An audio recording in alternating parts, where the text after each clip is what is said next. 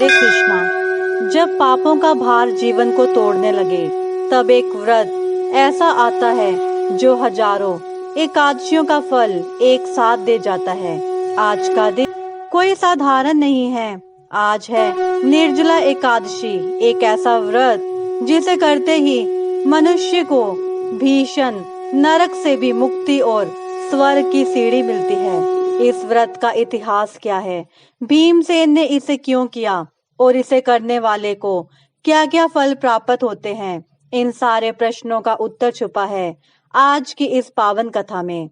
तो आइए मन वचन और कर्म से जुड़ते हैं भगवान विष्णु से निर्जला एकादशी की इस अद्भुत महिमा के माध्यम से।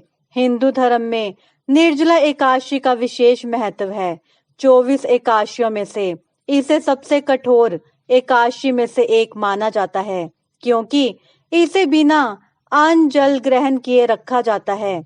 हिंदू पंचांग के अनुसार ज्येष्ठ मास के शुक्ल पक्ष की एकादशी तिथि को किया जाता है। इसे भीमसेनी एकादशी भी कहते हैं। इस साल निर्जला एकादशी का व्रत 6 जून को रखा जा रहा है। हिंदू धर्म में इस व्रत का धार्मिक महत्व ही नहीं, बल्कि शारीरिक और मानसिक स्वास्थ्य के लिए काफी लाभकारी माना जाता है।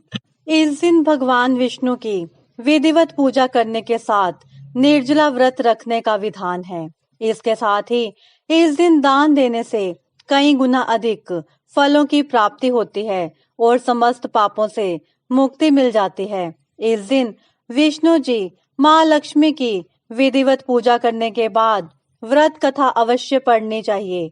इससे आपको पूजा की संपूर्ण माना जाता है। आइए जानते हैं निर्जला एकादशी का शुभ मुहूर्त और संपूर्ण व्रत कथा। ज्येष्ठ माह के शुक्ल पक्ष की एकादशी तिथि आरंभ 6 जून को रात 2 उदय तिथि के आधार पर निर्जला एकादशी व्रत 6 जून को रखा जाएगा, जो गृहस्थ लोग रख सकते हैं। इसके अलावा वैष्णव संप्रदाय के लोग 7 जून को रखेंगे।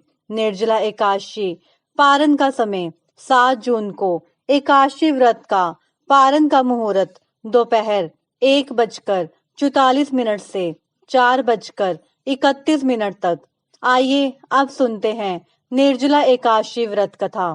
भीमसेन व्यास जी से कहने लगे कि हे पितामह, भ्राता युधिष्ठिर, माता कुंती, द्रौपदी, अर्जुन, नकुल और सहदेव आदि सब एकादशियों का व्रत करने को कहते हैं, परंतु महाराज, मैं उनसे कहता हूँ कि भाई, मैं भगवान की शक्ति पूजा आदि तो कर सकता हूँ, दान भी दे सकता हूँ, परंतु भोजन के बिना नहीं रह सकता। इस पर व्यास जी कहने लगे, हे भीमसेन, यदि तुम नरक को बुरा और स्वर्ग को अच्छा समझते हो तो प्रति मास की दोनों एकादशियों को अन्न मत खाया करो।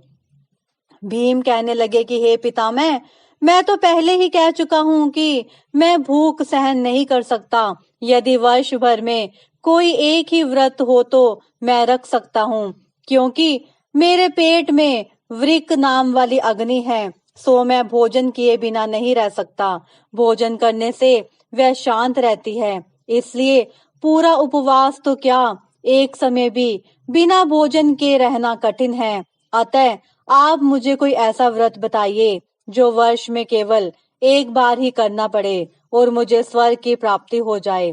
श्री व्यास जी कहने लगे कि हे पुत्र, बड़े बड़े ऋषियों ने बहुत शास्त्र आदि बनाए हैं, जिनसे बिना धन के थोड़े से परिश्रम से ही स्वर्ग की प्राप्ति हो सकती है। इसी प्रकार शास्त्रों में दोनों पक्षों की एकादशी का व्रत मुक्ति के लिए रखा जाता है। व्यास जी के वचन सुनकर भीमसेन नरक में जाने के नाम से भयभीत हो गए और काम कर कहने लगे कि अब मैं क्या करूं, मास में 2 व्रत तो मैं नहीं कर सकता। हाँ, वर्ष में एक व्रत करने का प्रयत्न अवश्य कर सकता हूँ। अतः वर्ष में एक दिन व्रत करने से यदि मेरी मुक्ति हो जाए तो ऐसा कोई व्रत बताइए। यह सुनकर व्यास जी कहने लगे कि वृषभ और मिथुन की संक्रांति के बीच ज्येष्ठ मास के शुक्ल पक्ष की जो एकादशी आती है, उसका नाम निर्जला है।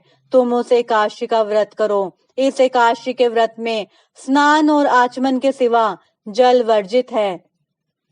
आचमन में 6 मासे से अधिक जल नहीं होना चाहिए, अन्यथा वह मदपान के सदृश हो जाता है। इस दिन भोजन नहीं करना चाहिए, क्योंकि भोजन करने से व्रत नष्ट हो जाता है। यदि एकादशी को सूर्य उदय से लेकर द्वादशी के सूर्य उदय तक जल ग्रहण न करे तो उसे सारी एकादशियों के व्रत का फल प्राप्त होता है। द्वादशी को सूर्य उदय से पहले उठकर स्नान आदि करके ब्राह्मणों का दान आदि देना चाहिए। इसके पश्चात भूखे और सतपात्र ब्राह्मण को भोजन कराकर फिर आप भोजन कर लेना चाहिए। इसका फल पूरे 1 वर्ष की संपूर्ण एकादशियों के बराबर होता है। व्यास जी कहने लगे कि हे भीमसेन, यह मुझको स्वयं भगवान ने बताया है। इस एकादशी का पुण्य समस्त तीर्थों और दानों से अधिक है। केवल एक दिन मनुष्य निर्जला रहने से पापों से मुक्त हो जाता है। जो मनुष्य निर्जला एकादशी का व्रत करते हैं, उनकी मृत्यु के समय यमदूत आकर नहीं घेरते, वरन भगवान के पार्षद उसे पुष्पक विमान में बिठाकर स्वर्ग को ले जाते हैं। अतः संसार में सबसे श्रेष्ठ निर्जला एकादशी का व्रत है, इसलिए यत्न के साथ इस व्रत को करना चाहिए। उस दिन ओम नमो भगवते वासुदेवाय मंत्र का उच्चारण करना चाहिए और गोदान करना चाहिए। इस प्रकार व्यास जी की आज्ञा अनुसार भीमसेन ने इस व्रत को किया, इसलिए इस एकादशी को भीमसेनी या पांडव एकादशी भी कहते हैं। निर्जला व्रत करने से पूर्व भगवान से प्रार्थना करें कि हे भगवान, आज मैं निर्जला व्रत करता हूँ, दूसरे दिन भोजन करूंगा। मैं इस व्रत को श्रद्धा पूर्वक करूंगा, अतः आपकी कृपा से मेरे सब पाप नष्ट हो जाएं। इस दिन जल से भरा हुआ एक घड़ा वस्त्र से ढककर स्वर्ण सहित दान करना चाहिए। जो मनुष्य इस व्रत को करते हैं, उनको करोड़ पर सोने के दान का फल मिलता है, और जो इस दिन यज्ञ आदि करते हैं, उनका फल तो वर्णन ही नहीं किया जा सकता। इस एकादशी के व्रत से मनुष्य विष्णु लोक को प्राप्त होता है। जो मनुष्य इस दिन अन्न खाते हैं, वे चंडाल के समान हैं, वे अंत में नरक में जाते हैं। जिसने निर्जला एकादशी का व्रत किया, वह चाहे ब्रह्म हत्या हो, मदपान करता हो, चोरी की हो या गुरु के साथ द्वेष किया हो, मगर इस व्रत के प्रभाव से स्वर्ग को जाता है। हे कुंती पुत्र, जो पुरुष या स्त्री श्रद्धा पूर्वक इस व्रत को करते हैं, उन्हें अग्निलिखित कर्म करने चाहिए। प्रथम भगवान का पूजन, फिर गोदान, ब्राह्मणों को मिष्टान व दक्षिणा देना चाहिए तथा जल से भरे कलश का दान अवश्य करना चाहिए। निर्जला के दिन अन्न, वस्त्र, उपाहन आदि का दान भी करना चाहिए। जो मनुष्य भक्ति पूर्वक इस कथा को पढ़ते या सुनते हैं, उन्हें निश्चय ही स्वर्ग की प्राप्ति होती है। जब जीवन में हर तरफ अंधकार हो, तो ये व्रत एक प्रकाश की किरण बनकर रास्ता दिखाता है।